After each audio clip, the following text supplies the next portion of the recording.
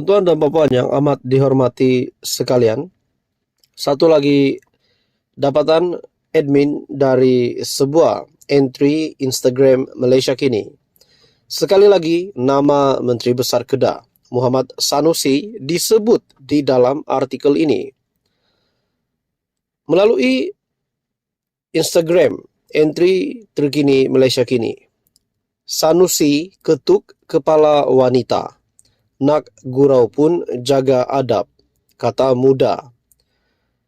Kenyataan daripada Malaysia Kini melalui IG Malaysia Kini, Timbalan Presiden Muda Amira Aisyah Abdul Aziz menegur Menteri Besar Kedah susulan tular rakaman video gurauan Muhammad Sanusi mengetuk kepala seorang wanita dengan gulungan kertas.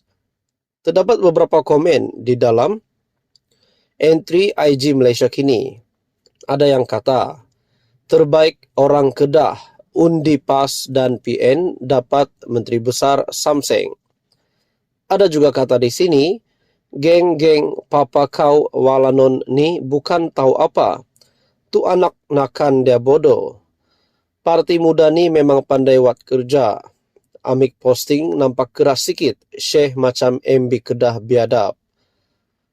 Tetapi persoalannya, apa yang dikongsi di sini adalah dari Malaysia Kini, IG page rasmi Malaysia Kini. Dalam komen yang lain, ada yang kata, walaun ni sifat dia hipokrit. Kena tang Sanusi, cakap guraulah apalah. Cuba kalau Anwar yang buat, macam nak kiamat dunia dia punya kecoh. Yes, wanita itu akan tetap sokong Sanusi. So, untuk warga Kedah, you get what you get. Ada juga kata, sebab tu jangan bagi puak-puak ni naik. Makin lama makin menjadi-jadi, puak lebay keparat ni. Makin ramai yang sokong. Walau ni makin biadab. Makin lama akhlak makin buruk. Bila dah dapat kuasa, makin mencabar-cabar orang lain. Semoga kita semua dijauhkan daripada ular-ular mak ini, walau nusibat. Ada kata, apa dia gurau sampai dia nak mengamuk cam gila pemimpin macam ini. Akhlak itu amat penting dalam ajaran Islam. Adoi, malu betul. Saudara-saudara, Anda boleh melihat page IG ataupun Instagram Malaysia Kini untuk melihat maklumat lebih lanjut berkenaan dengan tajuk berita ini. Sanusi ketuk kepala wanita. Nak gurau pun jaga adab, kenyataan dari pemimpin muda.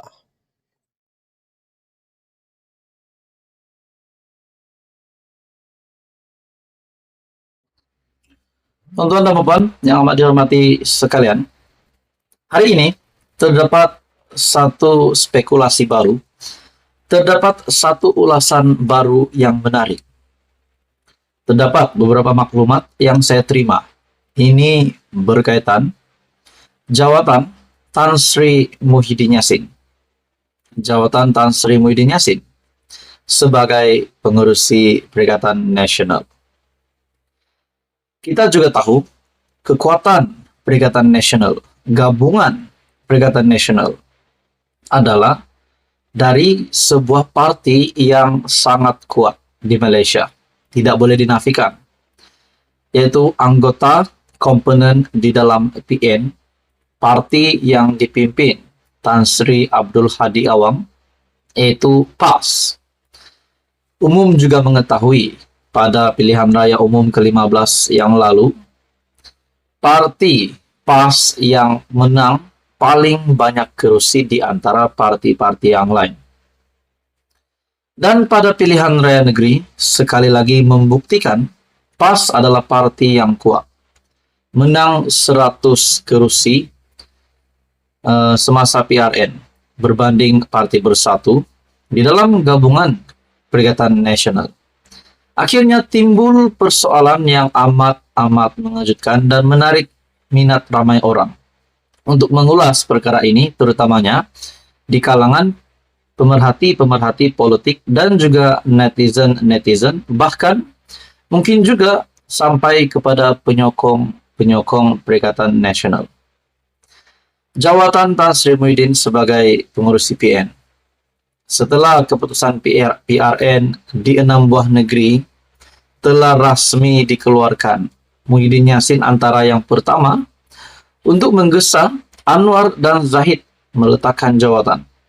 Tapi dalam sebuah artikel ataupun ulasan dari syahbudin.com, Mahyadin sepatutnya letak jawatan Hadi Awang lebih berwibawa memimpin Perikatan Nasional. Sejak semalam, artikel dari ataupun ulasan dari syahbudin.com pada 14 Ogos. Sejak semalam beredar satu poster di media sosial tentang kedudukan parti yang mentadbir negeri sebaik berlabuhnya tirai PRN. Disebutkan dalam poster itu, PAS kini mentadbir negeri Perlis, Kedah, Kelantan, dan Terengganu. BN mentadbir Perak, Pahang, Johor, dan Melaka. PH mentadbir Selangor, Negeri Sembilan, dan Pulau Pinang. GRS di Sabah serta di GPS di Sarawak, di mana bersatu soal Syahbudin. Oh, terbukti dan ramai kini tersedar bahwa bersatu tidak memiliki satu negeri pun di bawah takbirannya di negara ini. Kesiannya, setelah berakhirnya PRN yang memperlihatkan hajat besar PN untuk menawan negeri dikawal PH, khususnya Selangor, tidak menghasilkan kejayaan. Ketiadaan negeri ditakbir bersatu ini juga menyerlakan lagi satu lagi sisi kegagalan Muhyiddin selaku presiden parti.